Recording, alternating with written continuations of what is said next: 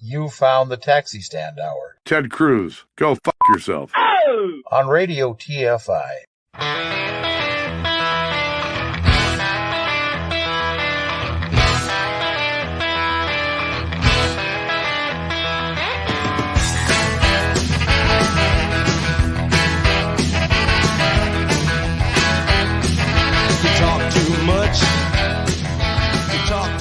Join the conversation. You can reach the guys at 754-800-CHAT, 754-800-2428, on Twitter at Taxi Stand Hour. From a payphone, call collect. So most people have a fear of acquiring the virus. I think a good way of doing it is to imagine that you do have the virus, yeah, and change your behaviour so that you're not transmitting it. Don't think about changing your behaviour so you won't get it. Think about changing your behaviour so you don't give it to somebody else.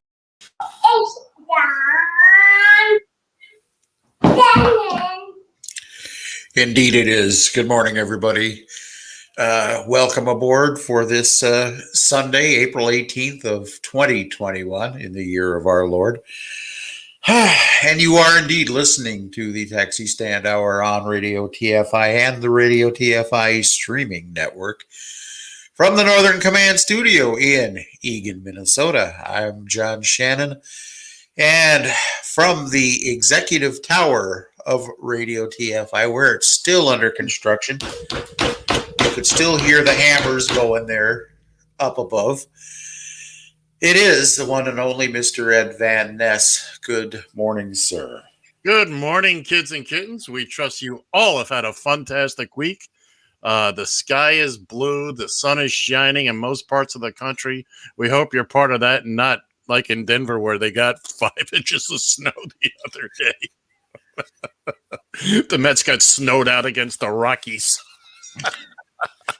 I think Denver would be a fun place to live, though. That would be, because you know what's so nice about that is you get dumped on there, 10 inches of snow, and the very next day, they're back to normal conditions there. It is so beautiful. Anyway, we trust everybody's had a fantastic week. We were on what was it, the 12th? Monday night we were on? Monday. Yeah. It was Monday night, yeah. So it's only been a short 6 days since we've spoken to you all, and we're happy you're here. We're happy to be here with you. We got, by the way, speaking of the renovations here at the Executive Tower, things are going along. So, I mean, there's so much work being done. It shook the camera in Minnesota. That's how. I tell you, it was quite. It's quite an accomplishment here, and more to come from what I understand. There is a significant announcement coming. We are holding off on it. We are just this. There's important work. The second floor is almost complete, and we'll talk more about that as soon as we can open that room up. But anyway, you mean you don't want to tell them about your new constipation medicine? John, you know, we made it almost 3 minutes in. Almost 3 minutes. And I just don't know what to say about it anymore. By the way, I left him speechless, folks. I love it. By the way, happy Go Fly a Kite Day. You thought I wasn't going to bring that up, now did you? It's an actual holiday. I was now Google. Now I want you to Google "Go Fly a Kite Day" because I did. It's a real thing. I did. I'm sure it is, except that it's on February 8th. No, it's April 18th. Well, I swear to God, because I was going to. I even edited the lead in or whatever you want to call it for the Look, for our Skippy. listeners. Look, Skippy. I was stuck for something to put on the promo. I sat here and I could not come up with one thing to put on the promo. It isn't like there was no news either. No news whatsoever to put on the promo. I try to keep that part of it a little lighter, okay? Okay. I try to keep that a little lighter unless it's really, really, really. Anyway, so. Because I was looking forward to tell you to go fly a kite. I was looking forward to that. like it's gonna stop you. Well, yeah, because I swear to God, it according to Google, National Gold Flag Kite Day is February 8th. Google's wrong. Okay, we'll just. And by the way, and you know what February 8th is, don't you? The day between our birthdays. Yeah, it's splitting the difference between our birthdays. So yeah, that's another reason I don't believe you. But anyway. Mm-hmm. Well, anyways, unfortunately, and I did put up here. I did put this on the preface to the show for our streaming users here that we were going to try to have a little bit of fun. We will find some spots along the way, but there is just a ton of stuff. Of course, we almost would be amiss here if we didn't lead off with the fact that, well, now we got three different situations on the front burner here. We get the attorneys are going to be going through their final arguments on the Derek Chauvin case here. That starts on Monday.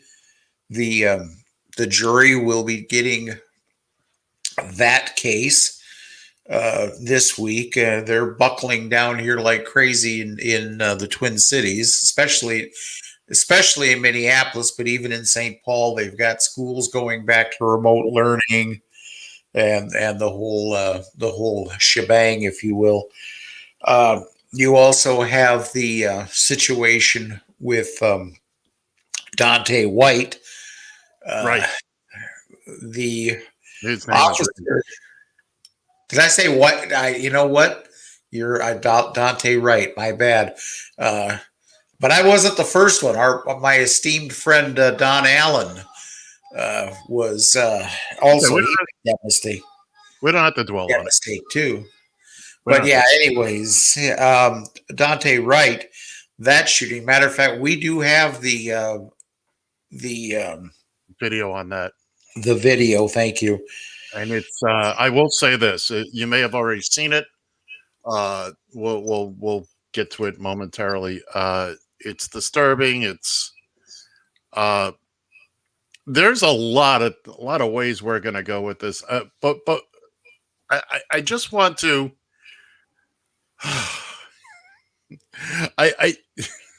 I found this on Twitter, and it's kind of making light of a bad situation, but I want to try and put a smile on this with a little bit of I don't know. I modified this for our purposes, but this is from the Onion on Twitter, and we're going to put a picture up on the screen now, and then we'll describe it for you audio folks. And there you go. It's an image of National Guard trucks rolling down the road, and it says, Minnesota deploys National Guard ahead of next week's police shooting. You know, seeing that, I'm thinking, good Lord, I hope you didn't just, what's the word? I hope you weren't actually predicting the future. I hope the Onion wasn't. Well, that's predicting the future on that. There's actually an article. There's an article that goes with that. I mean, it's the Onion, but you'll find, and most of what we're talking about today, as always, and the things we show and we play, all available at radiotfi.com for your later consumption. Before we get any further, let me take care of this segment that John now hates, but I'm going to continue to do.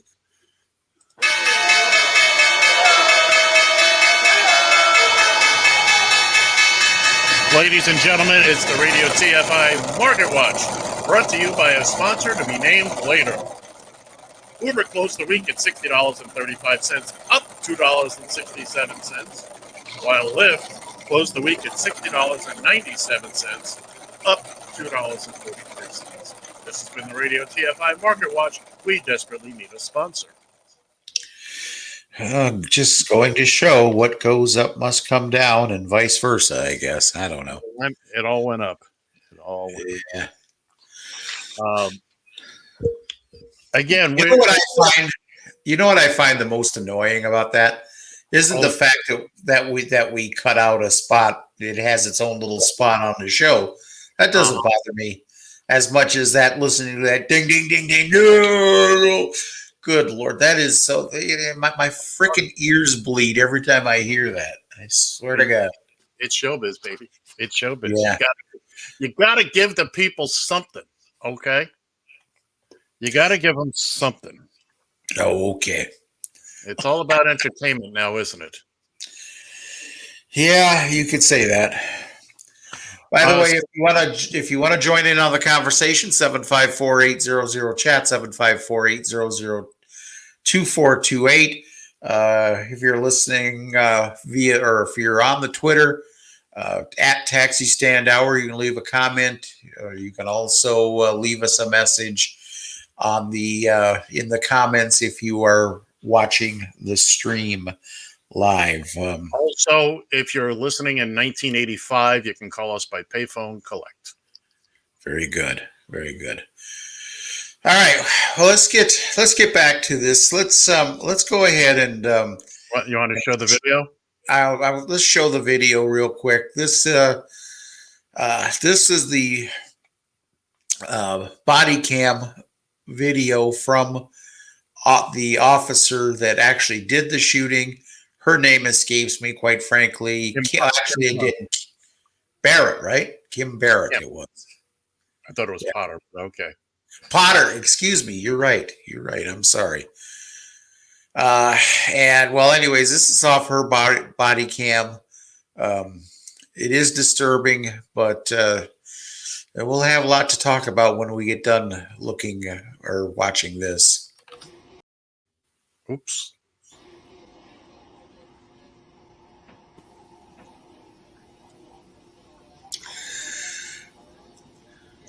So this is the original. This is the cop, I believe, that she was training, if I'm not mistaken.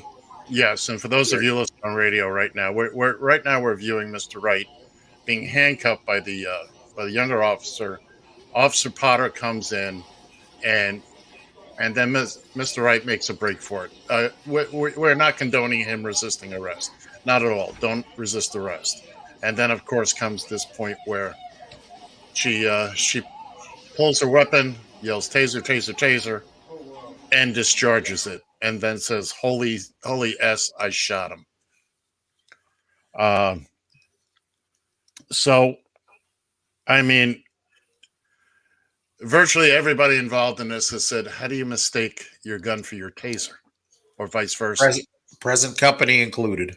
Well, everybody, and I mean, they're intentionally. Tasers are lighter. They're shaped a little different. They're different color. How 26 years on the job, by the way, and she was a training officer. How was it she held that gun out there and could not see that there wasn't the yellow bits that are on the taser specifically so that you can distinguish? And the gun is heavier and all that. And she made a mistake. Well, when I fill out a form in blue instead of black, that's a mistake. Mm-hmm. When I take a wrong turn someplace along my my route, that's a mistake. Well, for you, it's normal, but be that as it may. I have a quote here from which falls right in. I was watching a show the other couple of nights ago. Trevor Noah, host of The Daily Show, he said this: cops think everything is a gun except their own gun. Yeah. How many times have we heard? Well, we're going to get to the young man that was killed in Chicago. How many times have we heard? Oh, I thought he was holding a gun. Now she didn't know that she was holding a gun. She had to go for her dominant side. Mm-hmm. There is a video much too long to play for us here by Amber Ruffin. She's a writer on Late Night with Seth Meyers. She has her own weekly show on Peacock. She's funny. She's bright. She's smart, and she's black. And she did a piece, runs about 6 minutes. How do we get here? And explains, her and her sister wrote a whole book about being stopped by the police simply for being black. And a lot of it is funny. A lot of it is sad. But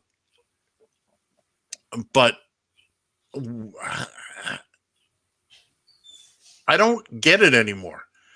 It's a money-making thing. This kid, this Dante Wright, all right, he had a warrant out for what? For expired tags, right? Well, that's why they're saying that's why he was pulled over. Okay, but this is a civil matter. We need to get out of this having armed people pull you over trying to. Now they're going to put him deeper in debt. Okay, look, we can do it as a civil matter. Just send the letters. The IRS does it. You have people come out, yada yada. You don't need to be, an expired tag is not the end of the world. Okay. It becomes an excuse.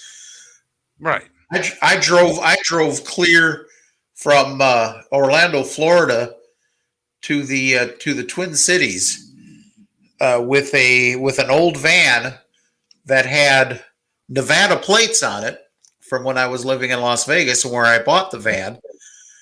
All the way from I drove it all the way from Florida to Minnesota. Didn't draw any attention there. But you did something these other people couldn't do. Drive while I was black. Well, you drove while you were white. It's a clever move on your part. Yeah, I tell you. But it is when you think about it. And again, listen to Amber Ruffin's piece. It's just about, in a lot of cases, it's just about money. Now, I'm not saying if he had driven up on a sidewalk or, heaven forbid, took off and had a cop hanging along the side of his pickup truck. Oh, you mean like this? Oh my God.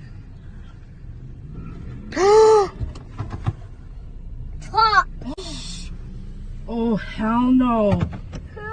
The cop is on there. Right, just like that. And why don't you put that young man's mug on? Right, for those of you that didn't see it, this was the incident where the guy in a pickup truck, the police tried to stop him. Long story short, he made a break for it with a cop hanging along the side. We got a picture of him up now on the screen. You can take it down. He's one ugly son of a bitch. But amazingly, he was an older white man. And I don't know how that happened. He didn't get shot. He didn't get tased. He's alive when everything was done. And he tried to kill a cop. Yeah, he originally he had assaulted an employee at a big box hardware store here in Minnesota, Hutchinson, Minnesota, which is kind of a podunk town. Geez, I can tell you the truth. I don't even know exactly where in Minnesota it is, but it's nowhere near the Twin Cities. I think we've established the problem, John. Oh, well, you don't need to go any further. Minnesota. That's the problem. Yeah, okay, Mr. Florida. There were, if something bad happens, it happened in Florida, but we'll talk about that. No, yeah, exactly. And the cop, the cop was assaulted by his own hammer that he used to try to break the window so he could set himself. I don't know if it was because he was trying to set himself free. I think it was because the perp in this instance, his name is Luke, and I can't even try to pronounce the last name, but he tried to basically get him to open up his window, and I guess he finally did. And then when he went to stick his arm in there, he rolled the window back up, and he was trapped in the meantime. But yeah, no, cop didn't reach for his gun nobody did. And he was arguably in a lot more danger than either one of the cops in situation, definitely in the situation with Dante Wright, and quite frankly, even in the situation with Derek Chauvin and George Floyd. At no time were those cops in any danger. No, quite frankly. And then, although we don't have video of it, of course, there's the young man in Chicago. Chicago police flat out lied about it. Flat out lied about it. And then when the video came out, good morning, sunshine. When the video came out, as soon as the cop said, "Put your hands up," or whatever it was he said, that kid put his hands up, and then pow, pow, pow. Well, I don't understand what. Even if there was a gun on the other side of the fence, the kid had his hands up. He did exactly what you asked him to do, what you ordered him to do. How does that justify a bullet in the chest? For a kid. For a kid.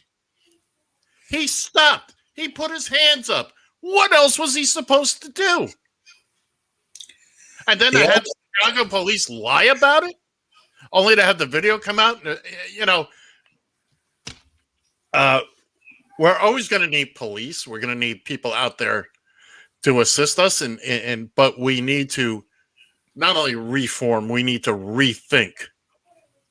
Okay, because this culture, that this whole idea that everybody's a threat. I'm not saying that there aren't threats out there, and there aren't people that will go after a police officer simply because they're in uniform, which, by the way, is the single reason I did not become a cop, because I don't like the idea of walking around being a target. So what I do, I got into an industry that was much more dangerous. I was a cab driver.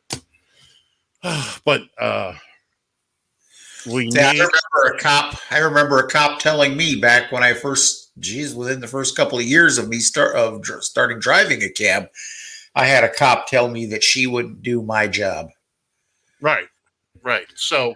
But first off, we got bad slogans out there. It's not defund the police. Okay, we need to rethink the police. We need people that are armed and trained and ready to handle the bad guys. We need that.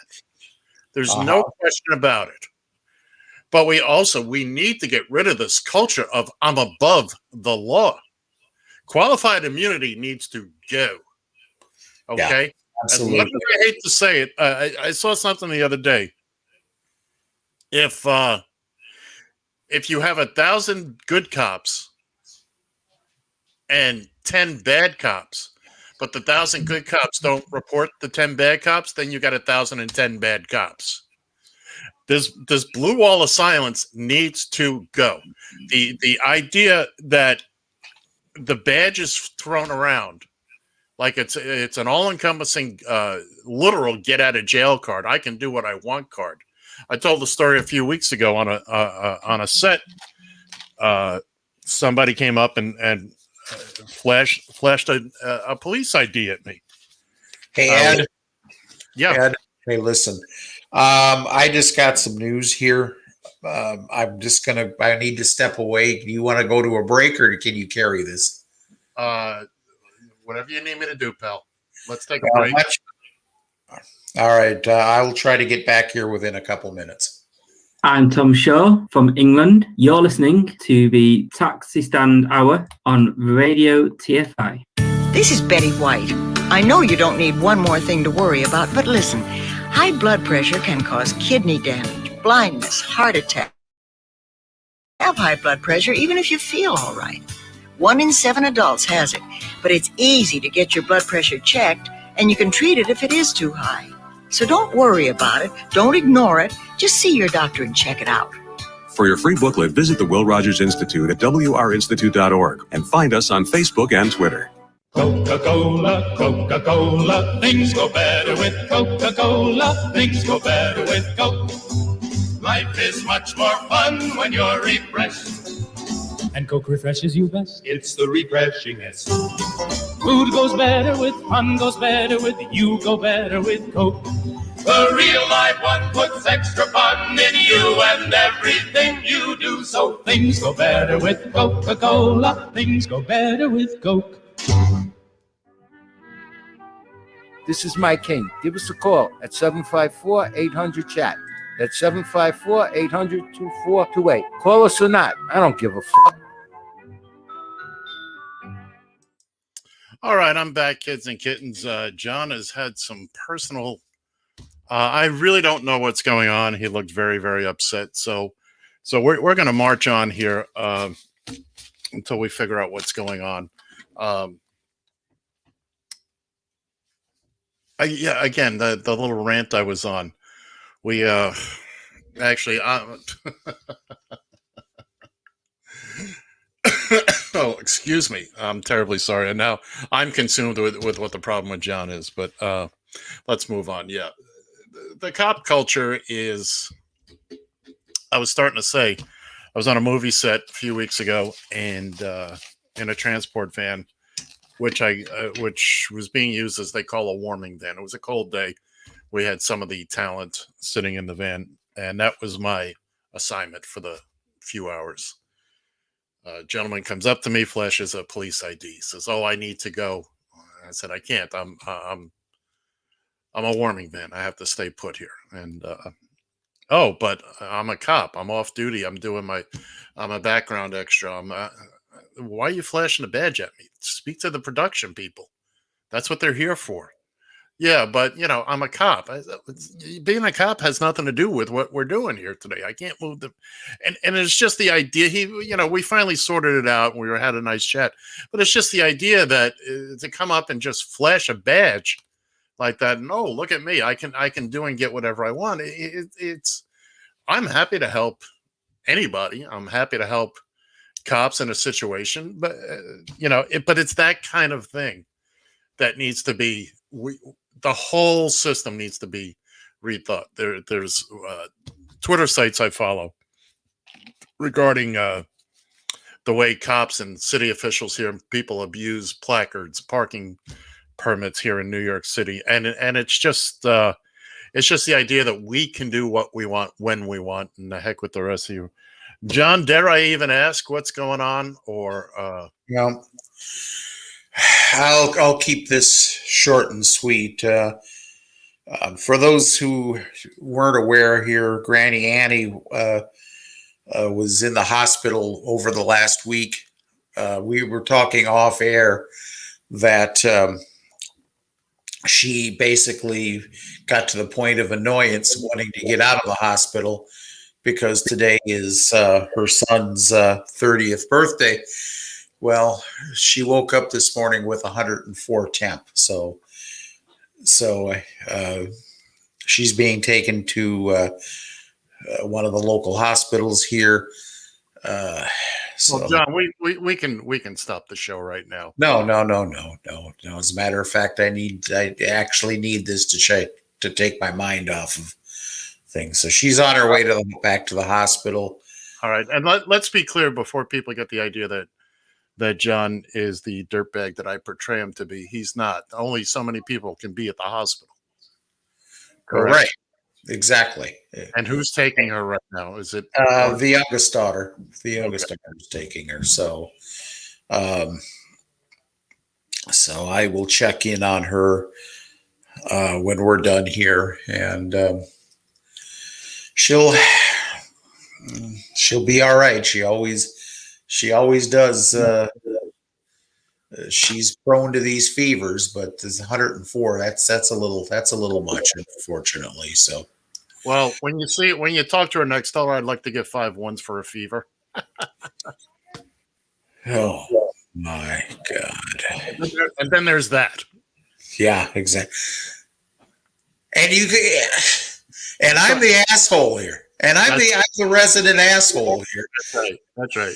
You're the one that shampoos with Preparation H. That is absolutely correct. Pretty much. Exactly. Yeah, as you know, my best to the lovely and talented and tolerating you for all these years, Annie. And she was just in the Northern Command Center just before we came on the air. She refused to speak to me, but hey, I'm used to that. Well, she does have common sense. The woman has some fantastic instincts, and that is one of them. Well, we know she's going to be fine. She survived a lot lately, and all right, we're leading the way here, pal. Anytime you feel we need to stop, you just Yeah, we'll muddle through this. We'll be all right. I'm on your lead. Okay. Well, now we were talking about police and you were talking about your situation there. Right. With, We went through that. So yeah, I mean, there's severe problems out there with police as far as understanding the laws that they're actually enforcing, and the fact that not everybody's out to kill you. I understand you have a dangerous job and you don't know who you're going to be encountering, but I'm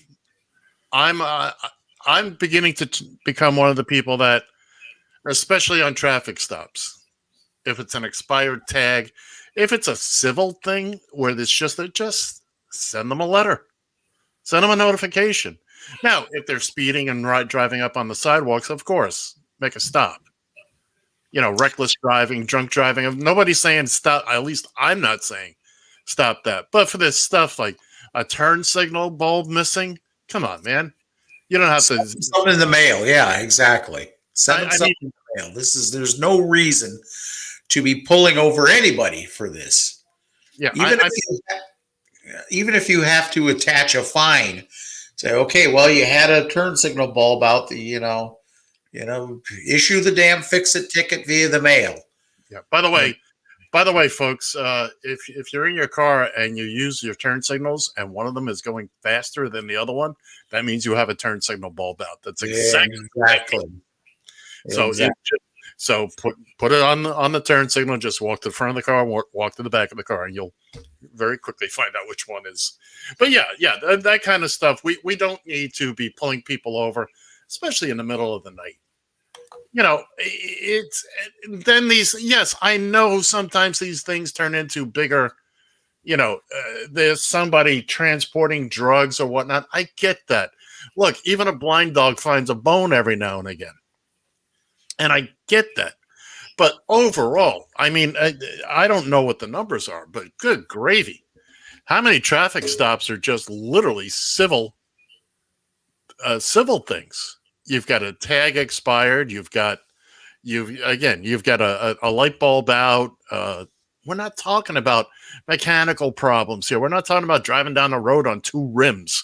We're not talking about look, if you're exceeding the speed limit by 80 miles an hour, by all means, even then, they'll call off the chase. They'll call off a chase because it's too fast. Well, get the damn tag number and there you go. And either mail them a ticket or go to that person's home, right, or what have you. The responsible party, because there are other ways to do this. And again, I'm not saying we get rid of traffic stops altogether, but that's just one area. I agree that, and John, you and I both being in the cab business, we kind of get a feel for this of you have to be everything to everybody.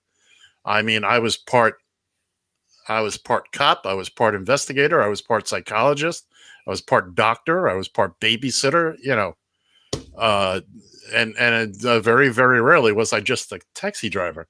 But you wind up being all things to all people. You wear a lot of hats, and I understand that the police do that. They get sent out on calls where they're not trained for domestics, a domestic squabble or who's having a disagreement. They need a marriage counselor. They need a social worker. Yes, things can get out of hand, but also you have to look at how often do the police, instead of de-escalating, they escalate a situation. Now, I've been talking how many times to that very point. Look at that situation in what the hell? Where was that again? I forget. Where the young lieutenant was pulled over. Virginia. In Virginia, there. Look at that situation where the cop, gun drawn and screaming. Oh, he was at him. And even said, he basically, the young man said, "I'm afraid." Well, you better be. Well, what the hell? Why are you even talking like that? That in itself escalates a situation. Get ready to ride the lightning. That's just what he said. And you know what that was all about, don't you? Well, I thought that riding the lightning inferred to. No, I'm talking about what the whole traffic stop. You know why he got stopped, don't you? Go ahead and tell me, and I think it'll jog my memory. But the cop, it was a brand new car, and the cop couldn't see the temp tag. Couldn't see the temp tags in the back window. That's right. Now I remember. And the young lieutenant did what he's been trained to do. He didn't just pull over right away. He kept driving until he found a well-lit gas station, which I'm sure pissed off the cop even more. A ride the lightning comes from the electric chair. That's basically. Is that what that's all? I see. I thought it referred to the taser. To tell you the truth. Well, now it does. Now it does. But it was originally an electric chair thing. But yeah, at least in this case, he only had the taser out. He didn't even this hothead. But police. Why was he so pissed off? What? Because he had to follow him for a little. What what's the matter? Was the donut shop closing in 15 minutes and you had to get, why are you so pissed off? Why does everything have to be expedited in these situations? Right. That is the biggest thing that with George Floyd, they had what did the cops all have a hot date that they had to expedite and get George Floyd restrained because he was such a, passing that fake $20 bill. He was such a threat to the city and to the community. He was such a threat that the cops had to get him. Oh, they had to make sure they got him in that car. They had to make sure he was restrained and what have you. And I don't understand if you're going to engage with somebody in that situation. What's the difference if you spend an extra hour or two even until he settles down and understands that that he's being arrested? He did not have to. All they were trying to do was expedite the situation so they could move on to the next black person they were going to harass. Well, and as an aside, I haven't watched a lot of that trial, but I did catch a couple of minutes with the defense. They had one of their quote unquote experts up there who swore that, George Floyd probably died from carbon monoxide from the exhaust from the police vehicle. Are you out of your mind? And then he was asked, was the car running? Well, he couldn't say. Then how do you know? Did you examine the button? No. Were you at the scene? No. No, he doesn't. He's going by the video. So I'm gonna make a prediction on this. By the way, again, the jury will get the case sometime this next week. I don't think they're going to spend a lot of time with this, but I also am afraid that the best they're going to get as far as a conviction is manslaughter. I unfortunately agree with you. He's going to jail. There's no question about that. Because unless they want the city of Minneapolis burnt to the ground, and again, I would happy to be if he is let go. I will happily send lighter fluid and matches to Minneapolis. We can talk about that too. By the way, should I send them directly to you or? Listen, I'm sorry. That's with as bad as this situation is, and yes, there is a minuscule chance that Chauvin could get off scot-free. Now, granted, I am guessing that if he does get off scot-free, he better go find an island someplace out in the Pacific, because there's not really going to be a whole lot of safe places for him to dwell, at least in this country. He might be able to go to Venezuela or something to that effect. But I hear Mark Furman's looking for a roommate. Ooh, there's a reference. Oh, yes, indeed. There's a reference. You got to dig deep on that one. Is Mark Furman even alive still? The last I heard of him, however many years ago, he was living on a farm in Idaho or something. Well, there you go. That fits him perfectly. Yeah, exactly. Maybe there should be roommates. Yeah, no kidding. They can be roommates. And I go back now even to the protesters here after Dante Wright. By the way, I want to play a couple of clips here real quick, but I want to let me finish this point first of all. I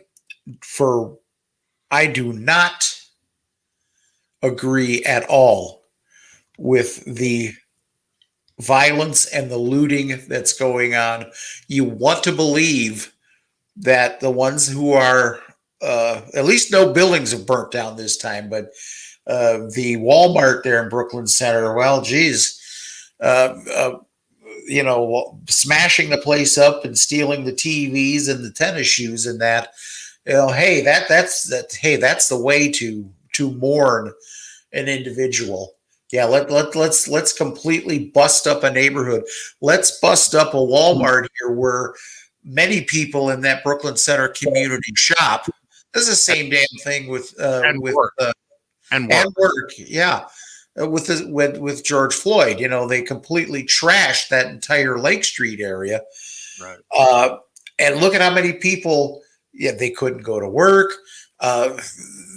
The Target there and the grocery store, the Cub Food there, not to be mistaken with Cup Food, but the Cub Foods. I'm very confused. Grocery store. Well, there's at 38th in Chicago. There's a little convenience store that the name of that store was Cup, C-U-P. Yes. And whereas our big box grocery store, one of the larger chains here, is called Cub, C-U-B. And this is why I can't live there. Yeah, well, you get easily confused. I get it. Well, it's just a bitty curve on the bottom. Well, anyway. Yeah, but go on. But smashing and destroying these stores and stealing, and yes, some of these places, yeah, I'm sure they got insurance. They could probably absorb that. But you still, there are still businesses that have been burnt down in that on Lake Street that will never come back up again. To hell, at least not in that area. Mm-hmm. It didn't get to that extent yet in Brooklyn Center. They managed to keep it to just isolated incidents of looting. The big one again, I guess, was the Walmart there up in Brooklyn Center, but a few other, drug stores, shoe stores, and that type of liquor stores, that type of thing. But I want to show you this, which I thought was kind of important. Now they've been doing. Now this is a little lengthy, so bear with it. But I think it's something that we should all take a deep breath and understand. Now this is a gentleman by the name of Michael Wilson. He goes by DJ Phoenix, and he was at the police. He was at the police station there. They've got the fences. They've got like 2 layers of fencing around this police station. Understandably, they learned their lesson to what happened in Minneapolis. So I want to play this here for you. This is he's basically found a police officer, one police officer at the cop side of that encampment, actually saying a prayer with Mr. Wilson. I want to play this here for you. Father God, thank you for the blessings that we're taking right now. Thank you for the blessings that are so necessary right now, Jesus.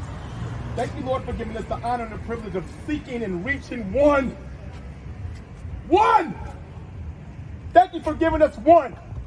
All we needed was one. We prayed for it. We asked for it. Now we have it. Thank you for giving us the pleasure of breathing this morning. So that way we can understand who the heck we belong to. But more importantly, let's bless our fence, because we know this is the devil's work. And the devil has no place here at all. We rebuke the devil right now because he has no place here right now.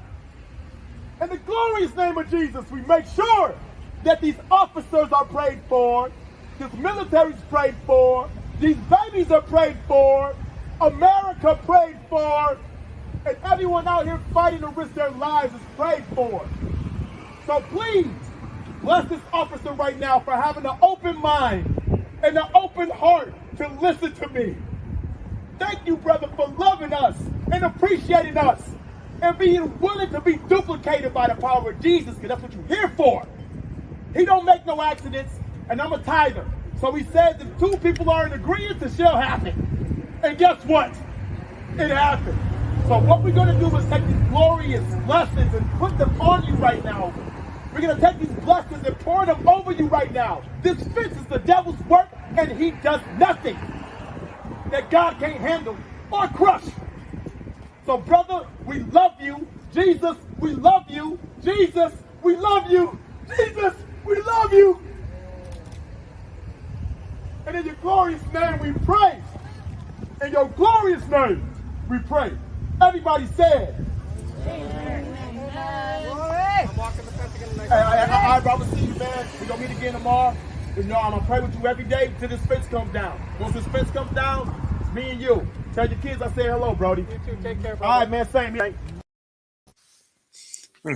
Yeah, you may not. By the way, I want to give credit where it's due. That was submitted via Twitter by WCCO newsman Mark Fry, who caught that particular video and posted it up on Twitter.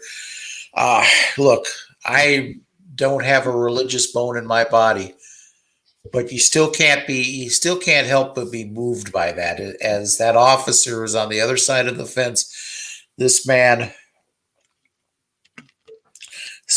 just basically emptying out his soul in this situation. And I just hope that this situation can end peacefully. That's all I'm asking here. You know, there has been situation, you know, during every day they've had a curfew up in Brooklyn Center. There has been, you know, clashes between the police and the protesters. It's I don't want to use the word funny, but out of lack of any better word, one of the things that the protesters lob at police quite a bit is water bottles. So here's an idea. Here's a thought. If somebody's lobbing water bottles at you, why do you have to return fire with rubber bullets or flashbang or tear gas? Just get your own damn case of water jugs and throw them back. I'm sorry. Yeah, forgive me if that sounds oversimplistic, but let's face it, if the cops would return by throwing water bottles back, you'd hope nobody gets hurt. But the fact is, it's actually a little humorous, and maybe somebody at some point in time in that confrontation can say, "What the hell are we doing this for? What is the point of this?" John, they would throw water bottles back that were frozen. Well, don't tell me as a kid in the midst of a snowball fight, either you or somebody you knew didn't put a rock inside of a snowball. Well, I didn't. I don't think I've ever been hit by a snowball that had a rock in it, but you know, you haven't lived, my friend. Yeah, well, you know, the thing is you live there in New York where people are a little demented to begin with, so it is what it is. I want you to. This is kind of humorous in a sense. It ticked me off when I first saw it, but this is a footage of a CNN crew that was on site there. And speaking of water bottles, give this a view. No, Bobo, you don't got no trouble. No. We don't. It's all peace, baby. It's all peace. It's all peace. Holy What you mean? A bottle of water knocks you out? This nigga fainting from the water. This nigga fainting from the water. Do we have a minute? He's a man from the water bottle. I want to make sure everything is okay. Crack this little bitch ass. We need a medic. We need a medic. Right there. The cop right there need a medic. We need a medic. Father God, thank you for the blessings that we're taking right. All right. First off, for those of you that couldn't see it, the man got hit square in the head with a bottle of water. And then people taunted him for, oh, it's only water. Really? Let me drop a 5-gallon jug of water on your head. Water is heavy. Water is very heavy. Okay? And especially it's in a closed bottle. That's, and they just, oh, well, that ain't nothing. It's, you know what? This is why things get like they do, because you got some idiot off to the side. Some people want to watch the world burn, as Michael King said in I'm Batman, whatever movie that was. Oh, that just annoys me to no end. I am just not only the fact that somebody threw the damn water bottle, and by the way, I believe that gentleman was part of the CNN crew. But the fact that he was taunted about it. Oh, you can't take a little water? Son of a bitch, I'll open a fire hose on you. You tell me. Let's see how you do against a little bit of water. Okay? Well, and here's the other part about that is, now there's another video, and I won't bore you with this one, but basically of the CNN crew leaving the area, I'm assuming for that reason, that things were getting out of hand. Now, there's two ways you can look at that. One, you should be thankful that CNN is there, because CNN is looking at this objectively, and have been reporting, and it's been one-sided reporting. I'm not gonna sugarcoat it. But in essence, CNN is on your side here. CNN is saying how unnecessary the situation was, and questioning why this officer couldn't tell the difference between a gun and a taser. They've been on your side on this deal, and then you turn around and do this and taunt the CNN crew. They just said to hell with it and got out of there. You know what? I had said that. Hold the phone just 1 second, please. Sorry. On the other side of that coin, though, you are the CNN crew. If you think about journalists over the course of time who have put themselves in harm's way on numerous occasions through wars, and different situations like that, where they put their lives in jeopardy every day they go out and cover a volatile situation like that. They just tucked their tails and ran. I just think it was. I hopefully CNN. I haven't really paid a lot of attention to this. Hopefully CNN brought somebody back in there to cover, because you need the press. You need the press there to be the eyes and ears. So John, just because over the years, you're talking about people embedded with units in a war type situation. There's no place for them to run to. Okay, they can't just leave the area. In this case, not only was the guy hit with the bottle of water, but he was taunted as well. That says to me, this crowd ain't on our side. Check, please. See ya. Well, they are not, because as things start to get hairy, This crowd is not going to be on your side, and you're going to be severely outnumbered. And quite frankly, I don't disagree. I hadn't seen that video before this, and I don't know what the other video is. I'm not going to look at it now. I'll look at it after the show. But I don't blame them one bit. And again, anybody who thinks, oh, getting hit with a bottle of water, oh, it's soft, it's water. Really?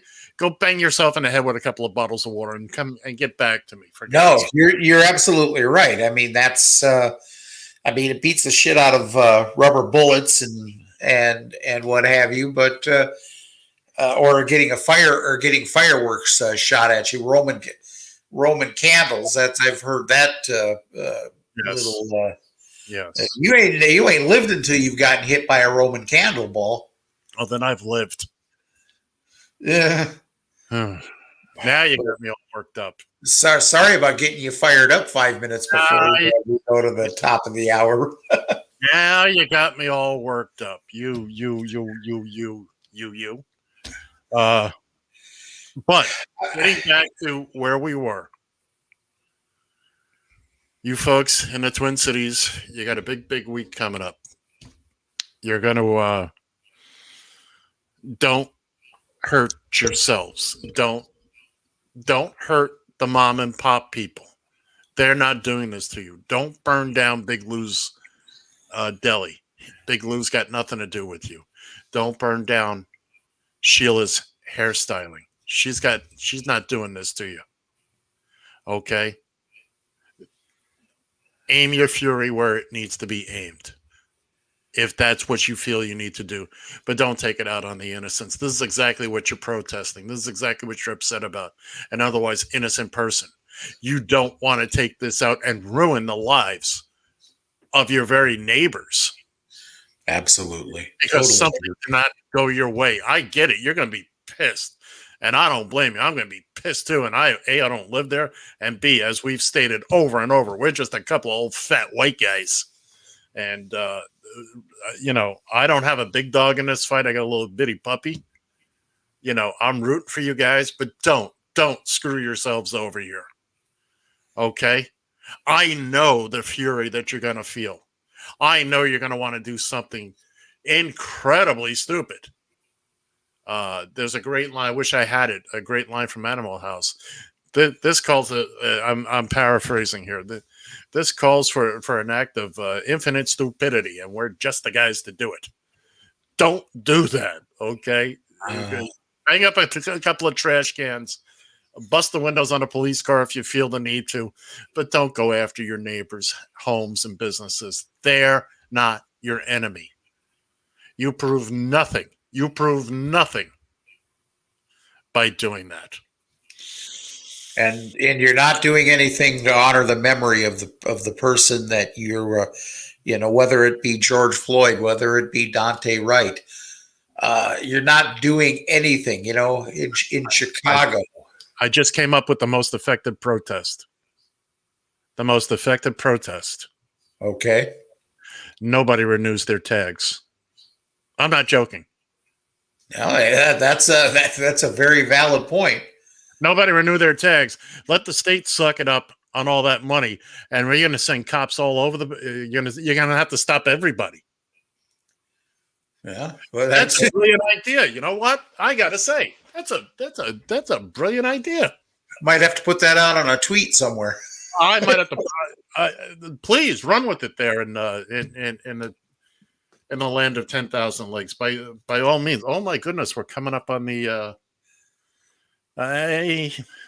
Well, and here's the one thing that I don't know how the COVID affected that process in New York, but I know here there was a delay in getting out tags or the tabs anyways. Right, and there's an extension on all this anyways. All right, well, we can pick this up a little bit here on the other side of the break. We'll be back. Hang around. You're listening to the Taxi Stand Hour on Radio TFI.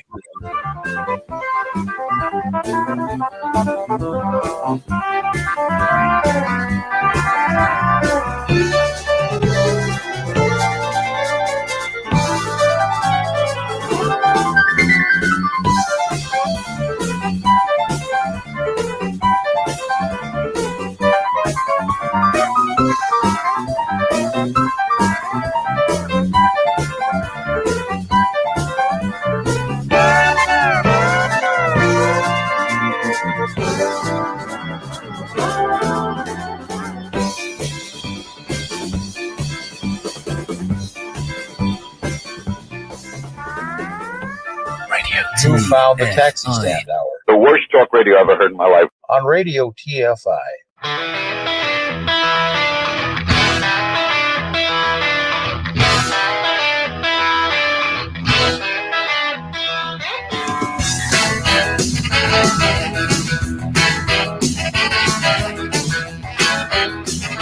Talk too much. Talk too much. Join the conversation. You can reach the guys at 754-800-CHAT, 754-800-2428, on Twitter at Taxi Stand Hour. From a payphone, call collect. So most people have a fear of acquiring the virus. I think a good way of doing it is to imagine that you do have the virus, yeah, and change your behavior so that you're not transmitting it. Don't think about changing your behavior so you won't get it. Think about changing your behavior so you don't give it to somebody else. How does a bastard orphan son of a whore and a Scotsman dropped in the middle of a forgotten spot in the Caribbean by providence and avarice and squalor grow up to be a hero and a scholar? The $10 founding father without a father got a lot farther by working a lot harder, by being a lot smarter, by being a self-starter. By 14, they placed him in charge of the trading charter. Alexander Hamilton. My name is Alexander Hamilton. And there's a million things I haven't done. But just you wait, just you wait. Wait for it, wait for it, wait for it, wait for it. I am the one thing in life I can control. Wait for it, wait for it, wait for it. I am inimitable, I am an original. And if there's a reason I'm still alive when so many have died, I'm willing to work. Angelica, work. Eliza and Peggy. Look around at how lucky we are to be alive right now. History is happening in Manhattan, and we just happen to be in the greatest city in the world. The world turned upside down. The world turned upside down. The world turned upside down. The world turned upside down, down, down, down. Hey!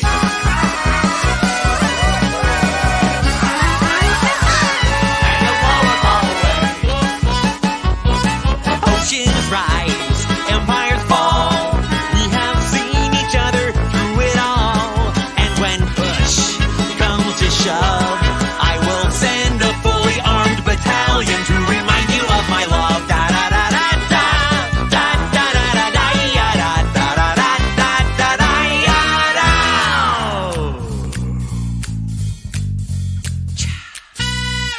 No one else was in the room where it happened. The room where it happened. The room where it happened. No one else was in the room where it happened. The room where it happened. The room where it happened. No one really knows how the game is played. The art of the trade, how the sausage gets made.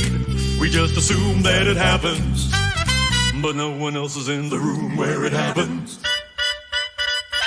We're outgunned, what? Outmanned, what? Outnumbered, outplanned. We gotta make an all-out stand. And yo, I'm gonna need a right-hand man. Hey! Hamilton, sure he knows what to do in a trench. Ingenuitive influence in French, I mean Hamilton. So you're gonna have to use him eventually. What's he gonna do on the bench? I mean Hamilton. No one has more resilience or matches my practical, tactical brilliance. Hamilton, you wanna fight for your land back? Hamilton, I need my right-hand man back. Hamilton, I'll get your right-hand man back. Hamilton. You know you gotta get your right-hand man back. Hamilton. I mean you gotta put some thought into the letter, but the sooner the better to get your right-hand man back. It must be nice, it must be nice to have Washington on your side. It must be nice, it must be nice to have Washington on your side. Look back at the Bill of Rights, which I wrote. The ink hasn't dried. It must be nice, it must be nice to have Washington on your side. Somebody has to stand up for the South. Somebody has to stand up to his mouth. If there's a fire you're trying to douse, you can't put it out from inside the house. I'm in the cabinet, I am complicit in watching him grabbing at power and kissing it. Washington isn't gonna listen to disciplined dissidents. This is the difference, this kid is out.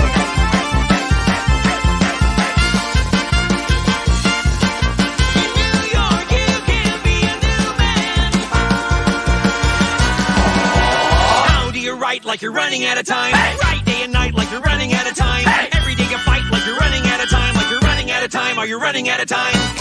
Let me tell you what I wish I'd known when I was young and who dies, who tells your story. I know that we can win. I know the greatness lies in you. But remember, from here on in, history has its eyes on you. And I am not throwing away my shot. I am not throwing away my shot. Hey yo, I'm just like my country and young, scrappy and hungry, and I'm not throwing away my shots. We gonna not throw away my take a shot. We gonna not throw away my take a shot. We gonna rise up. It's time to take a shot. Rise up, and I am not throwing away my shot. There's a million things I haven't done, but just you wait. Just wait. What's your name, man?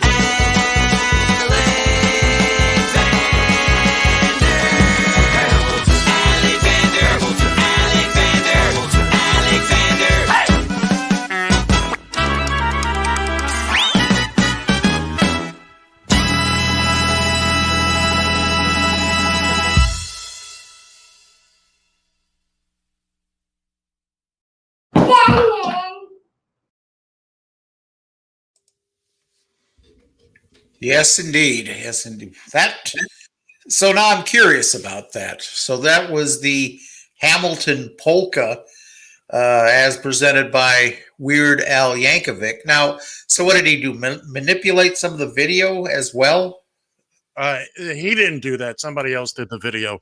If you're listening on the radio or on the playback, excuse me, somebody took the Hamilton from Disney Plus and they synced it all up with Weird Al's version. If you have not seen Hamilton, by all means, I recommend it. Whether Disney Plus or wherever you can get your hands to see it. I've always enjoyed theater and musicals, but I was really blown away by that. And by the way, if you do nothing else, go to YouTube, type in Hamilton and King George, and to see just the way King George is portrayed. It was hilarious. I'll remind you of my love. I will send a full battalion to remind you of my love. King George was going mad at the time, and it's funny. Anyway, that was Weird Al with the Hamilton polka, and just he did a fantastic rendition of it. And again, see Hamilton. You will be amazed at the performances in Hamilton. This is one of the places where you and I part ways quite a bit. I have never enjoyed movie musicals. This is the stage version that has been filmed. It is like in the theater, save for some close-ups. You wouldn't see these close-ups, but I say give it a shot. If you got Disney Plus, give it a shot. I think you'll be pleasantly surprised. I will take it under advisement. I'm sure you will. Anyway, who are we? Where are we? Why are we here? That's a good question. Here, let me check the Google and see if I can figure that out. Yeah, see if it's February 8th. But yeah, you are indeed listening to the Taxi Stand Hour on Radio TFI and on the Radio TFI streaming network. If you want to get a hold of us, well, you know how. 754-800-CHAT, 754-800-2428. Just send us a message via Twitter. Send us a message via the app or whatever you're watching on Facebook or Twitter. You can always send us a message. We will respond as quickly and as coherently as we possibly can in this situation. Well, and don't forget our newest method of communication. Just chuck a bottle of water at us. Ooh. Yeah, I'm still fired up about that. We're definitely look, I totally agree with you, but having said that, if we could resolve all of our instances here by throwing water bottles at each other, we could resolve all of our conflicts by throwing water bottles at each other, not frozen water bottles. Yeah. But I think in essence, I think we would probably be in a better place right now. You could be right. But now I need to change I need to take control here for a moment because I feel the need to put myself in a position where I feel better about myself. You'll feel better about yourself. Everybody will feel better about themselves. If you're listening on the radio or on the audio, get a little closer so you can see what's going on. Don't worry, we'll describe it once it's all done. Guys, UFC fighter versus YouTube legend. There's been a lot of smack talking around. Some of my friends in the UFC, like Jorge Masvidal, have chimed in, talking crap about Ben. I can't play the whole thing. It's Donald Trump Jr. high as a kite. Coincidentally, here on Go Fly a Kite Day, here on Radio TFI. Again, this video is available on the website. If you can't see it now, by all means, radiotfi.com, and you can see what a buffoon he is. I feel better about myself knowing that. Well, I'm glad that makes you feel better about yourself. I think I do. And look, we as I say, we have a John and Ed versus the spread size hole here in this chunk. So this week we're fortunate we have a bounty of sports related items that I think we'll all feel better about once we're through with them. John, why don't you take us through the first one and explain to us what we're going to see? And the people on the radio are going to have no clue. Let's do the 7-second one. Tell us what we're about to see. Well, it probably wouldn't mean beans, except for the fact that the person doing this is a fairly well-known pitcher, fairly successful pitcher over the years, Zach Greinke. But he is going to throw what is known as an ephus pitch. There you go. Thank you. 51. So exciting on the radio. Well, Explain an ephus pitch basically is, if in the simplest terms, is basically an overhand toss for all intents and purposes. You know, he managed to get it up to 51 miles an hour. Now, it's a very slow pitch. Let me put it this way. Very So slow. I could hit it. But not if you're up there at bat and you're expecting a 90-mile-an-hour fastball coming in your direction, and all of a sudden this piece of cheesecake comes floating in your direction. By the way, to tell you the truth, you're thinking of the Folly Floater. Nonetheless, I've seen some ephus pitches that have a lot more arc on them than that over the years. That's the Folly Floater, the one that arcs high. That's the Folly Floater. What was funny about this is he was able to drop that in for a strike. He did. Dropped it in perfectly for a strike. And again, well, this isn't on the website, but I'm sure you can find it. This is what we like to call a meatball. This came right. It was sitting right there. It was practically T-ball. If I'm a professional major league batter, that is like setting it on a tee for me. He should have been able to whack that into the outfield for at the very least a clean single, let alone a double. That was anyway. Yeah, I get it. You're not expecting it, but just the same, when you see it coming, how do you not? You got an hour and a half till it gets to the plate, and then some. Jeez, yeah, you're absolutely right. By the way, I watched some of the Mets game out in Colorado yesterday. I didn't sit through the whole game. They had a doubleheader because they got snowed out the other day. Apparently, the Mets have only played like 9 games so far this year. They lost games in Washington because of COVID, got rained out a bunch of games, and then got snowed out. So they haven't played 10 games yet. I mean, as of last night, they had played 10 games. But I'm still trying to adapt to, and this is how much I didn't pay attention last year, these 7-inning games. Apparently, for doubleheaders, the games are now 7 innings. Mm-hmm. I get it. They're trying to shorten things up, and I think they also start. I think an extra inning game starts with a man on second base now. Yes, exactly. And what they're doing that is just so you're not wearing out your pitching staff. You have a better chance of a game being a 10 inning game or an 11 inning game tops, as opposed to 16, 17 inning games, which just completely wear out your pitching staff. I mean, I've seen situations even with the Twins where they played a couple of extended games, and the next day their pitchers, that they'd be throwing basically couldn't get anything over except for an eephus pitch because they couldn't put any mustard behind the damn pitch. The Mets have a long history of being involved in the longest games ever. Mm-hmm.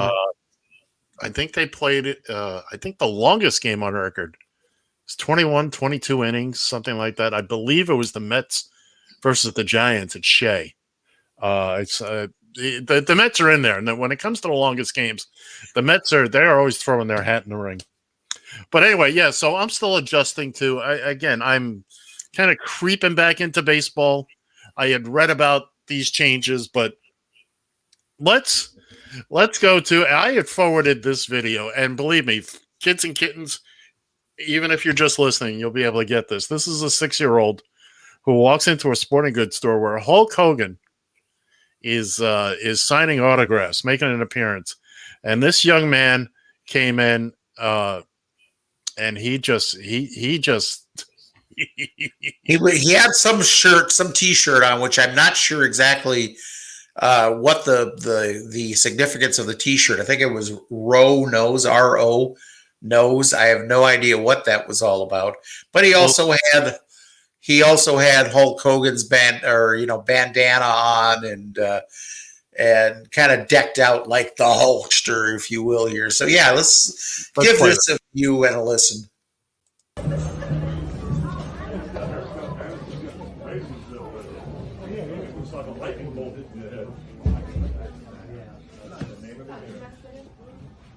Row Nose, brother. Let me tell you something, brother. When you walk in this beat shop, I'm surprised that you still got the shirt on, Jack. Well, let me tell you something, Hulkster. The first time I met you, I was only 3 years old, but now I'm 6 years old. So now we gotta take it to a bigger level, man. Just like when you put that no good stinky giant over your head and send them right through the table in front of 93,000 Hulkamaniacs. So what are they gonna do when the power of the Hulkster and the Roaster and the dual 24-inch pythons run wild on you?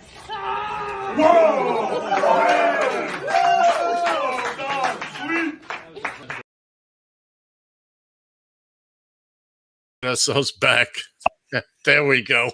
Wow. If you didn't see it, oh man, the kid tears the shirt off at the end, and he nailed it. The kid nailed the whole. I mean, I'm no expert on Hulk Hogan, but I know the cadence, and I know, that's the kind of, I love the in front of 93,000 Hulkamaniacs. He held that stick in front of a. I don't know if you saw or familiar with WrestleMania 3. I know it existed. Let me put it that way. Let me paint it for you real quick here. The main event, WrestleMania 3, Hulk Hogan against the legend of wrestling, Andre the Giant.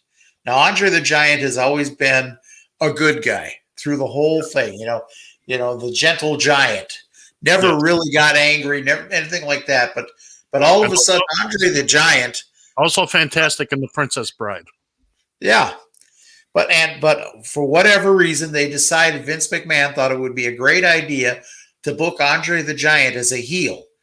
Which is a bad guy, yes. And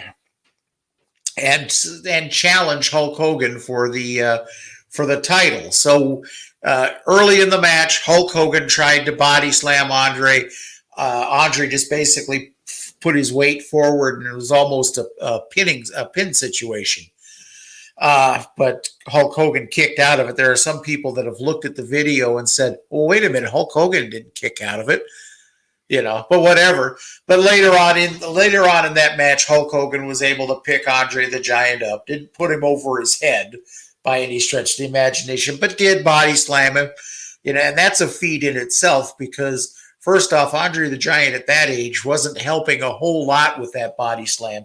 You know, body slam, a wrestler, it takes one guy supposedly doing the lifting and the other guy pushing off to try to. Well, Andre didn't do a whole lot of pushing off on that deal. So Hulk Hogan was able to pick him up, slam him, the drop the leg drop on him, and the rest is history. And that's what the whole referral was with that particular spot, if you will. Okay, now our final plug in the hole here is now as you know, Jeopardy has had a series of guest hosts. Green Bay Packer quarterback Aaron Rodgers guest hosted for the past 2 or 3 weeks. I think it was 3 weeks. He did a pretty good job. 2 weeks. They've been doing it in 2 week segments. Yeah, but I think he did 3. But anyway, it doesn't matter. That's irrelevant. So he's been hosting. He's been fairly good at it, and he won Celebrity Jeopardy. He's no stranger to this. He'd appeared like 4 times on Jeopardy or something like that. So this was, this past week or the week before, but it's, and you don't need to see it to appreciate it. And the category is titles. So Tidal wave. Okay. And here we go. In the 1960s, these Midwesterners earned 5 NFL championship trophies. Green Bay Packers? Dennis, go Try again. title for 600. They swept over the NBA, winning the title every year from 1959 to 1966. Eric? We're the Boston Celtics. Oh, you know that one, huh? Okay. Title ways. That was just so. The one they couldn't get. It's staring them. It was literally staring them in the face. I thought his reaction was priceless on that. He has done a very good job with that. He earlier in his set hosting, apparently there was one Final Jeopardy question where where they write down their answers on the screen. Uh-huh. And one of the responses was why, or who wanted to go for the field? Who decided to go for the field goal? Yeah, because he couldn't think of the answer, the correct response, I should say, Uh-huh. to the answer. And who decided to go for the field goal, which was a reference to the I think it was the NFC Championship game. Yes. Yeah. So, and I wouldn't say Rodgers got a kick out of it, but he certainly acknowledged it. And so anyway, that's our sports plug for this week. I believe it's 22 weeks until the NFL season kicks off, and we will resume with John and Ed versus the spread. Actually, John and Ed versus the Rubes. Mm-hmm.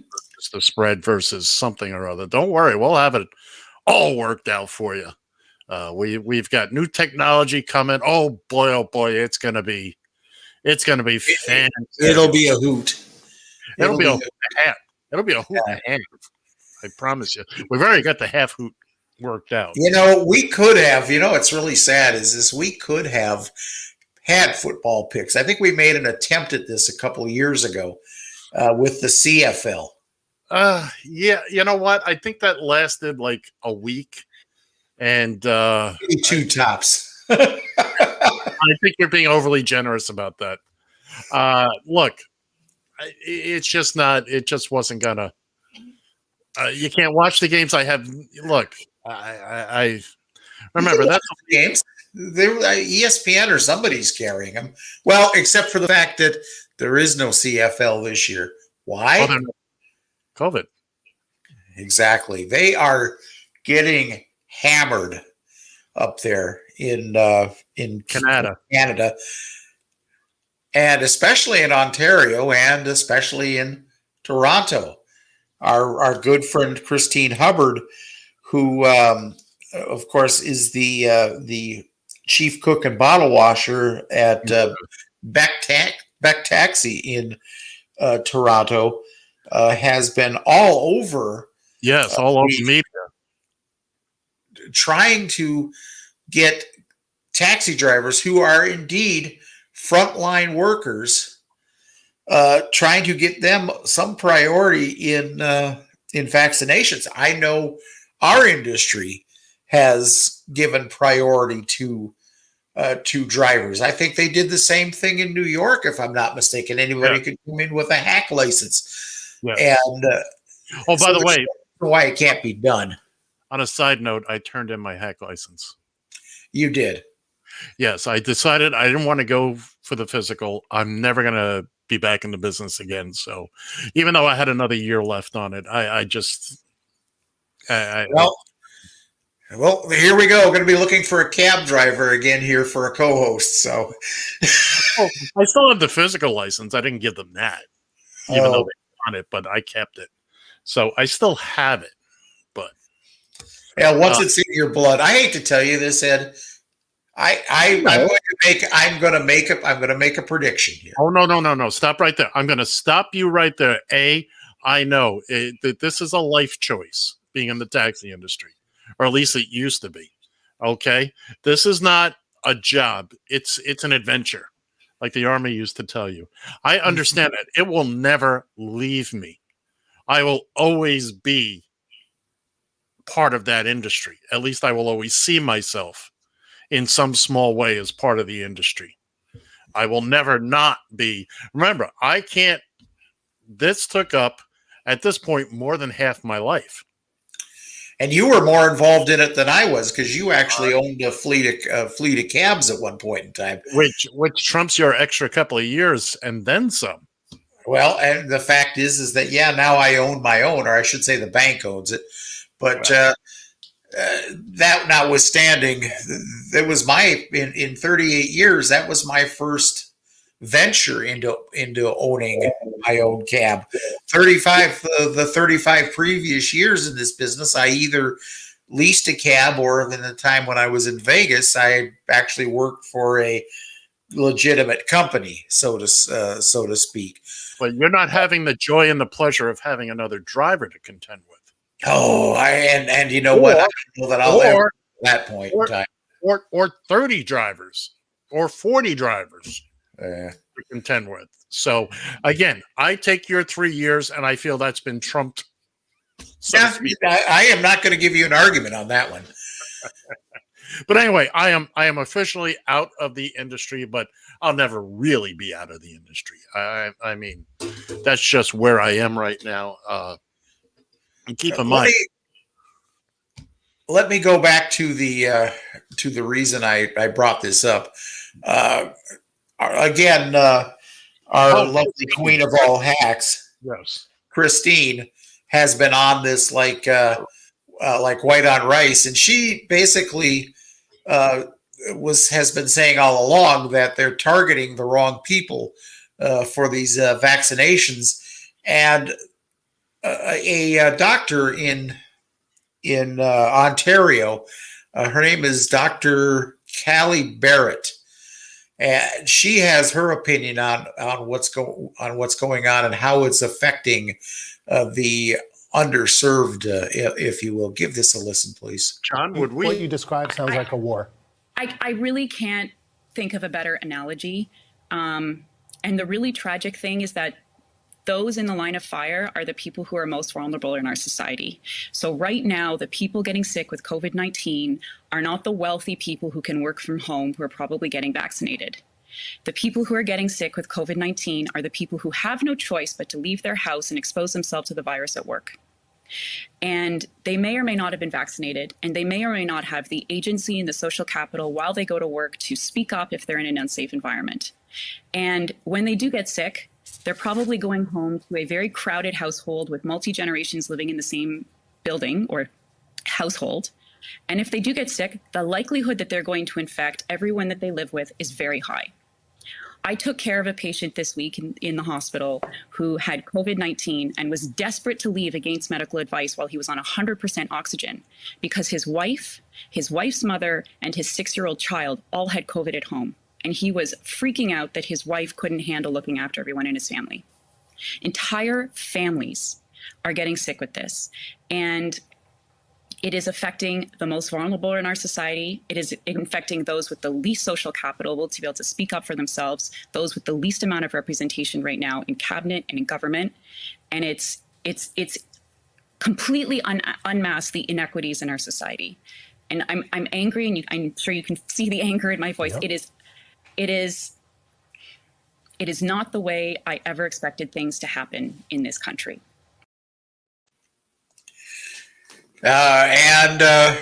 Who would be fall under that category?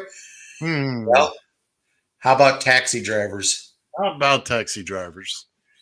Yeah. For some reason, the either the city of Toronto or the province of Ontario, whoever is governing this, doesn't feel that taxi drivers are a frontline service.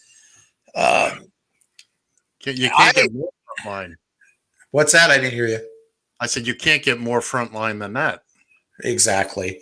Now, Christine, you can tell her whenever she's really, really frustrated, she makes she'll send a tweet that obviously is not going to happen. You know, she makes a suggestion that's not going to happen, and she suggested that that Uber and Lyft stick to deliveries as opposed to coming out and spreading it more.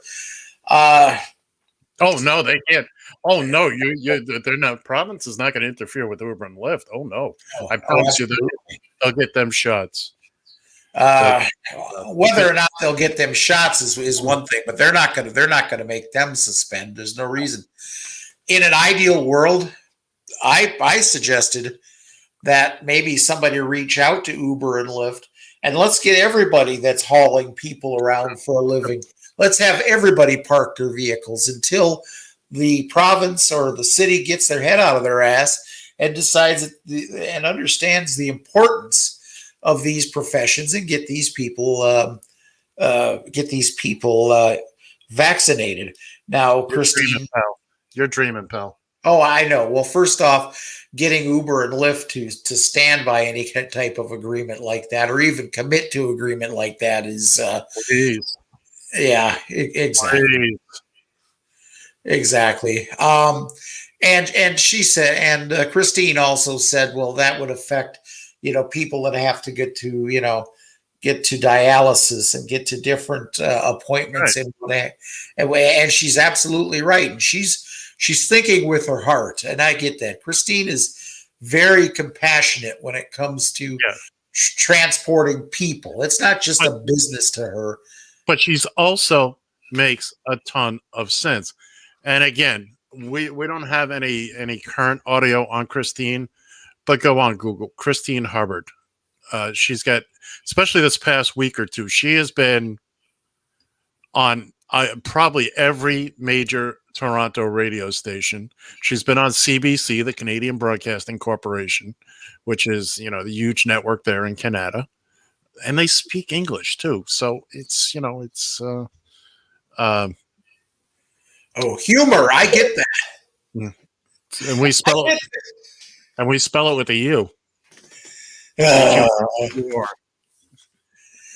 Good Lord, you are something else. But all I can say is good. Good luck, and we're pulling for you up there in Canada and Ontario. We're pulling for the drivers out there who are on the front line. Yes. I just saw, I'm not going to play the video, but I'd seen where they have managed, Canada has scored something with Pfizer getting, I think they said like 8 million doses coming that way. So hopefully that will help. Well, also we're at a point here in the U.S. where, hopefully in a short time we'll have excess and we'll be able to. Oh, by the way, the next time this show airs next Sunday, this show will be completely, totally, officially vaccinated because our 2 weeks will be up. And John's is up, I think, on Thursday. Mine is on Saturday. I'm already done my 2 weeks. When did your 2 weeks end? Friday. Oh, okay. So mine is next Saturday. So But again, it still holds true. By next Sunday, the entire Radio TFI broadcast crew will be totally inoculated. We'll be good to go. We're still going to wear a mask, and we're still going to practice social distancing. I want to tell a story that has nothing to do with anything. Can I stop you for just 1 second? I don't see how I can stop you. Well, Granny Annie and I celebrated our official freedom, if you will, here with our newfound vaccinations. We actually went out and had dinner. First time in over a year that her and I. You told that story last week. No, I didn't. Hey, you cheated. You went out a week before you were. Well, no. Well, I did myself, but Granny Annie and I had. Oh, I see. Granny Annie was actually in the hospital at that point in time when I had went earlier. But yeah, it was our first official date night after over a year. So, and now she's back in the hospital again, and I'm just kind of. Whoa! What is that? Just kind of beside myself, if you will. Well, we're happy for you. I had a little feedback or something there, but I don't know who that was. Anyway, I want to tell a story that is apropos of nothing, except what an idiot I can be, and I think everybody will get a little chuckle out of this. John's already smiling. Oh, Ed's going to tell a story where he makes a fool out of himself. It can't be bad. Look at that. He's giving me the clap and everything. So, I love me some Sabrett hot dogs. They're expensive, though. For a pack of 8, it's usually about $7-8. So when I find them on sale, which you do every now and again, I'll find them on sale for like 2 for $6 or something like that. So, I'll stock up. They're vacuum packed. They're not going anywhere. So yesterday I decided to have hot dogs for lunch. And I cracked open the dogs and I cooked them up, and I was sitting here eating them. And I thought, geez, what kind of mustard did I get? Because my throat, everything, I'm like, oh, I must have put the wrong mustard on this. So I scraped all the mustard off, and it was still hot, spicy, and all this. I went to the fridge and I checked. No, it's the Golden's, Golden's yellow. It's what I always get, or French's. And a couple hours later, I checked the packaging because I just sealed them. I only took out what I need. I kept the packaging. Apparently, I got a great deal on hot and spicy hot dogs. So now I got the better part of a package sitting there. I'm not going to eat them. I hate to throw them away, but it's just too much for this boy. Wait, I don't. And it's funny because I was on the phone fighting a scammer at the time, and that's another story that I'm not going to tell. Can I offer you just a slight bit of advice? What? It helps to read the label. Yeah. I haven't checked the second pack that I bought at the same time, which is still in a drawer under. Yeah. It said Sabrett. What else did I need to know? Who knew Sabrett made other things than just plain hot dogs? I've been eating Sabrett my entire life. I never heard of them having a hot and spicy. What kind of communist trick is this? This is where they did it just for you. They knew you were going to go to that store at that particular time, pick up that particular package of hot dogs. Let's make them hot and spicy. You know who's behind this? Q. Yeah. Oh, yeah. There you go. But who is Q? I'm Q. You're Q. Are there 3 Qs? No, there's 4 Qs. We could have all kinds of Qs. So anyway, my main concern is not the going in part of the hot and spicy. I gotcha. Hey, we got some other things to clear off the shelf here. You got, well, first off, my hero, my hero, my redheaded flamethrower, Jen Psaki, swats down yet another. Psaki. It's Psaki. It is not. It is Psaki. Well, that's how it's spelled, but that isn't how she pronounced it. That's how it's pronounced. Psaki. Jen Psaki. Well, I don't know. Nonetheless. By the way, kudos to young Mr. Shannon here. I had glommed onto somebody's Pfizer vaccination. Yeah, and somebody did a whole thing about adding a P in front of every word. It was funny. I've no side effects, but every word had a P in front of it. And I forget what I put. What did I write? Do you remember? No. Anyway, I did something clever, and then John glommed onto mine. Well, did Jen Psaki get it? With the P and the S, and it was funny, which is quite unusual for John. John has he has the sense of humor of a piece of wood, and that's a slight to the piece of wood. Oh, by the way, you're turning into Max Headroom on me here on the video feed. I just want you. That's on you. Everything is perfectly fine on this end. Yeah. Anyways, here is my new hero. Let me broadcast it.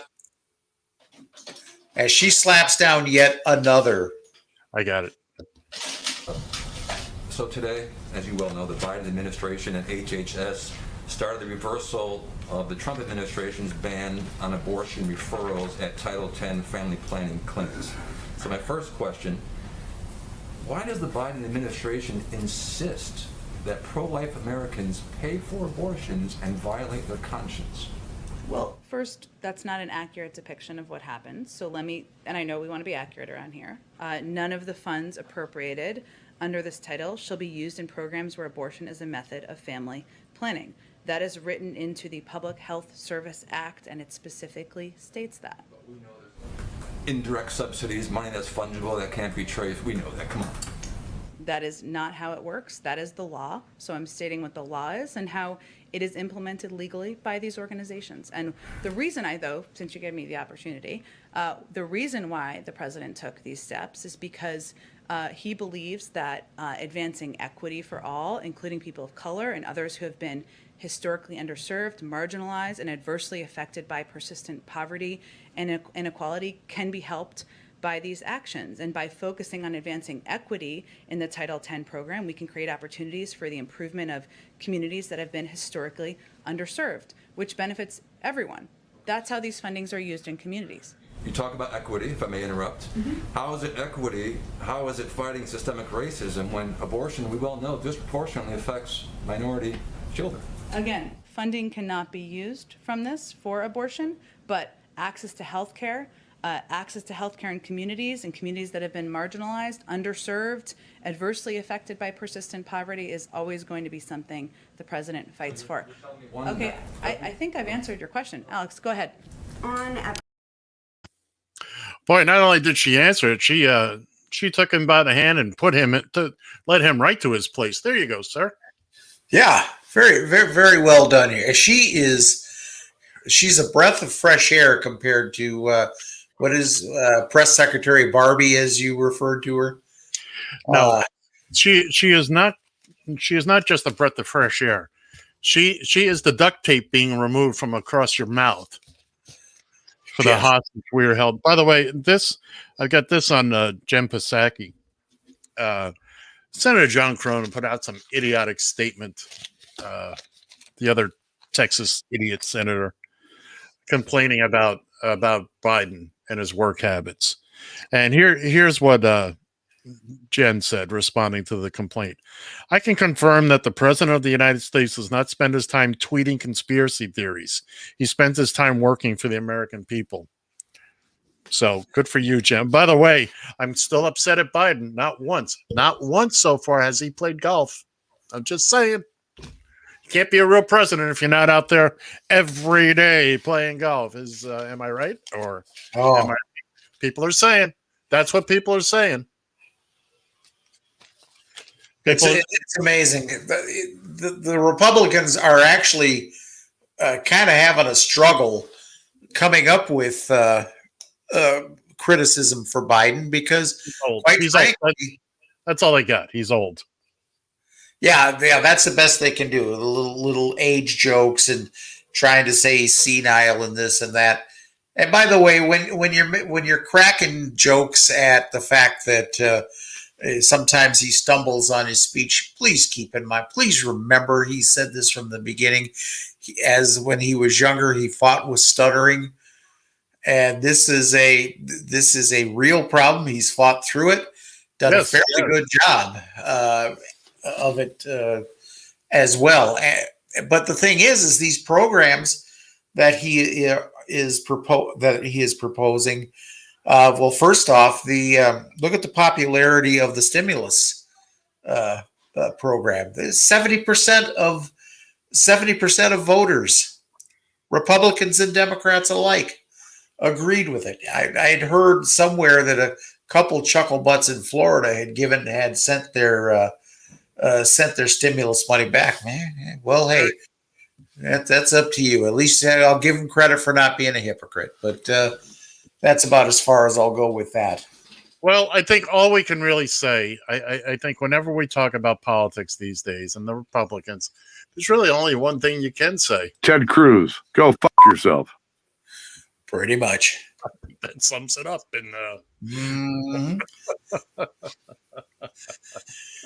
All right. What else do we have here? Well, I see something here. A 30-second piece about. Wait a minute. We got Chip Franklin. Geraldo. Oh, yes. Yes. These are the Republicans eating their own. This is Geraldo versus Don Bongo Bacino. What the hell is his name? Boingo? Boingo. Let's play. This was on Hannity the other night. You tell that to the black families that see their sons being killed. That's all you twice got. the rate you of got white nothing else, sons. buddy. That's You've got nothing fact. else. That's a fact. You've got nothing else. All you want to do is see the country burn. You just want to see the country burn. That's it. I want to see the country burn. You son of a bitch. I want to see the country burn. You punk. You're nothing but a punk. Yeah. You're a punk, Bongino. You're a punk. You wouldn't tell me that to my face.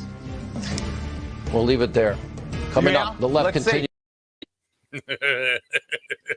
They're starting to eat their own. I'll tell it to us. What does he think? He's a tough guy. Hey, you tell it to my face. Well, let's no problem. Let's break this down a little bit. Now, we've seen Geraldo go off on the GQP and the Fox people before, and while I desperately want to believe it's sincere, Geraldo also has more than a touch of the showman in him. This is true. So I was reading some of the comments that were associated with that video, and people are saying, "Oh, he'll be a Democrat by the end of the year," and blah blah.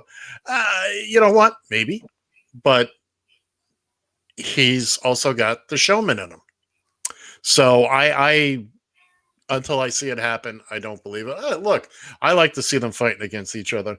Hey, before we go, I got one more video I want to play, and it's our good pal Chip Franklin, who's always got a fast minute of information for us. We can't call it the Chinese virus? If Rush Limbaugh and Tucker Carlson made it in some fantasy racist GOP fertility right, here's what their little piglets would resemble.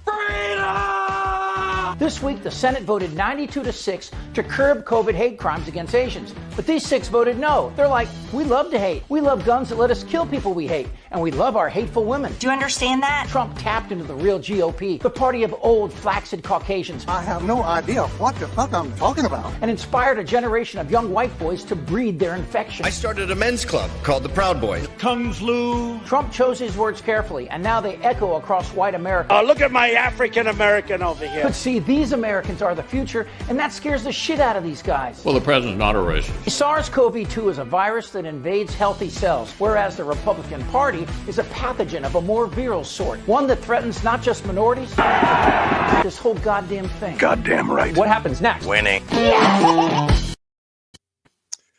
Chip Franklin always with a good solid minute of let's not deal with this crap anymore. So You've got 6 Republicans. By the way, Josh Hawley of Minnesota has voted against everything. Josh Hawley is from Missouri, not Minnesota. Did I say Minnesota? I apologize. Yes, you did.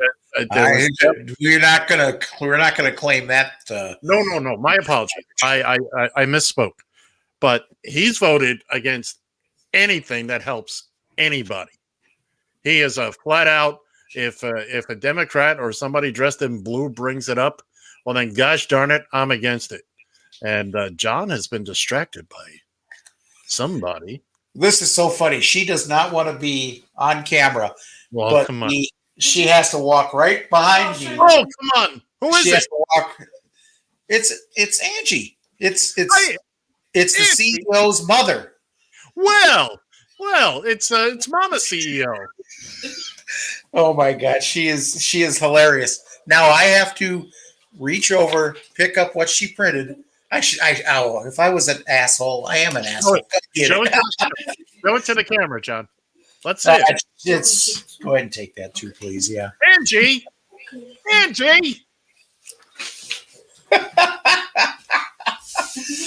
She is hilarious. The nerve of her. You gotta come.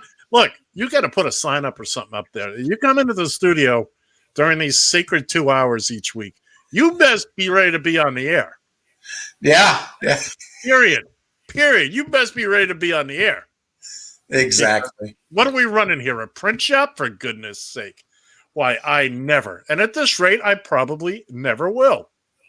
Oh, I tell you, it's so hilarious too, because that damn printer, and we've got it setting on a stand here, but that stand is about as stable as your last table that you were using to hold your computer. And oh my God, every time anything prints on it, you hear go. That old table. Somebody's trying to print something here. Just a second, and I know it ain't Granny Annie this time. The old table is right next to the new table right now because I've got no place else to put it. Actually fits pretty nicely, and now I've got someplace for my printer. And my printer is not again. Hi, Angie. Can she hear me? No. Oh, make it so she can hear me. Well, she's gone now. Lock the door, man. Lock the door, man. She's either in or she's out. There's none of this. She got 8 minutes. Okay. You tell her nothing before 11:01 a.m. Central Standard Time or Daylight Time, whatever the hell time it is there, wherever you are. Now I can't hear John, so I don't know. He's doing something there. He's off the air. He's muted. He's rolling around. I think he's trying to get Angie's attention, and I've lost interest in Angie now. I don't want to talk to her. So we're look, we've got 5-6 minutes left, and if I could get my broadcast partner back, we could continue on here. But apparently, that's not going to happen anytime soon. John just stops and has these conversations right in the middle of the show. Can't wait. That's our boy. Look, he's ignoring me completely, just completely ignoring me, as if I'm not even here. More importantly, he acts as if you're not there, and he expects that I'm just going to go babbling on for 2 minutes to cover the fact that he wasn't there. Well, we've been babbling on for the last 2 minutes. Yeah, exactly. And by the way, ignoring you, God, this is the most pleasant part of the show I've had today. So, other than taking the break and having to go down the hall, but unfortunately, there was extenuating circumstances for that. So. By the way, I gave you a solid 6-minute break today, 7 minutes. Mm-hmm. And I didn't need it. I took care of the business when I got up during the little mini break. Did not moves. I hear it every week. Ed, you got to give me more time. You got to give me more time. I need 5 minutes. Today, I gave him the Hamilton polka was exactly 5 minutes. Plus, you add 2 minutes for the break at the end of the hour and the top of the hour. It's a minute on either side. 7 solid minutes. It was 7 solid minutes of entertainment. Let's not. You folks didn't miss a thing. But young Mr. Shannon, I'm sitting there. I'm waiting for him. Usually he waits until whatever song I'm playing or bit I'm playing. Then he bolts up and leaves. Comes back, maybe doesn't come back. Today, nothing. Sat there like an anchor, like he was bolted into that chair. And I got to tell you, kids and kittens, your old Uncle Ed here, just the next week, it's going to be a 30-second bit coming out of the... And I'm still going to take my 5 if I need it. So would you care for a little cheese with that wine, by the way?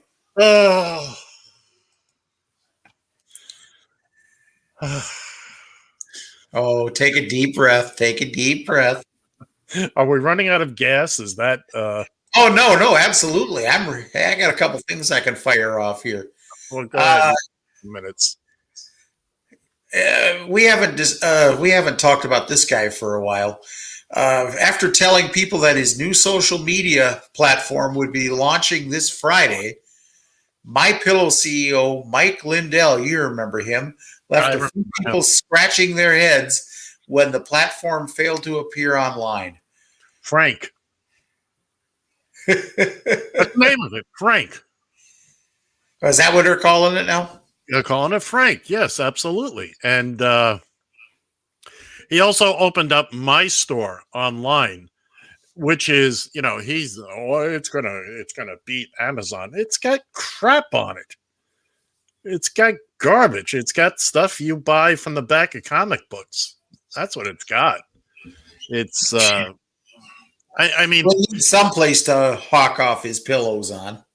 It's a shame what the money this clown has pissed away that could have been put to good use in other ways. I just, look, he's a rockhead.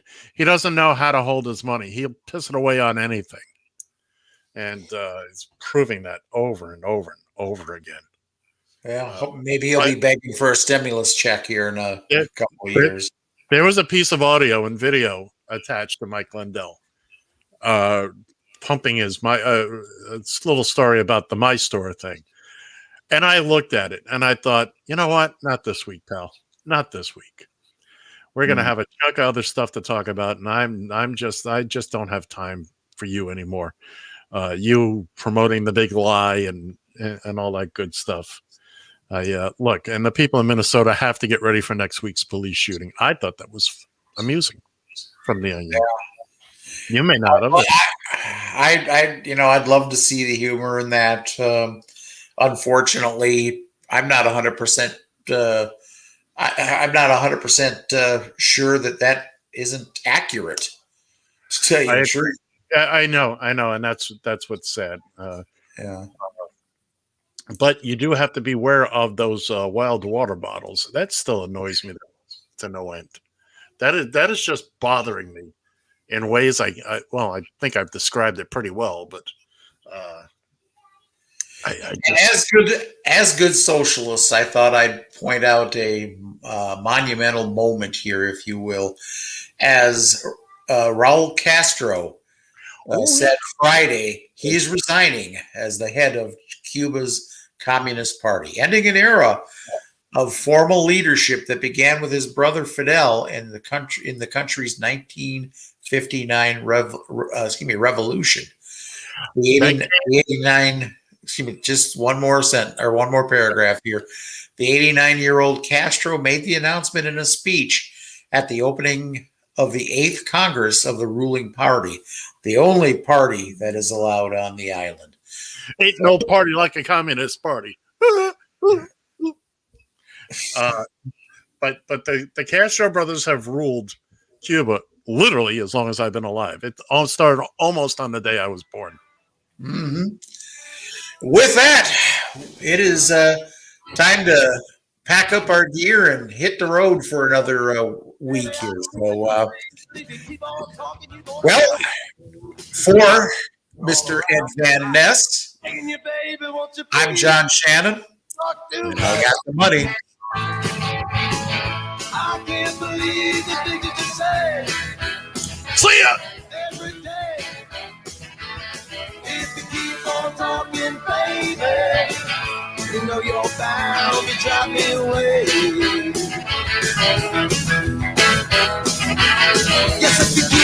stop talking, baby. You know you're bound to drive me away. Yes. Yes, dear. Yes, I'm listening. Oh, I heard every word you said, honey. Yes. Yes, dear. Oh, I agree. You're right. Yeah, you're always right, baby. Yes, dear.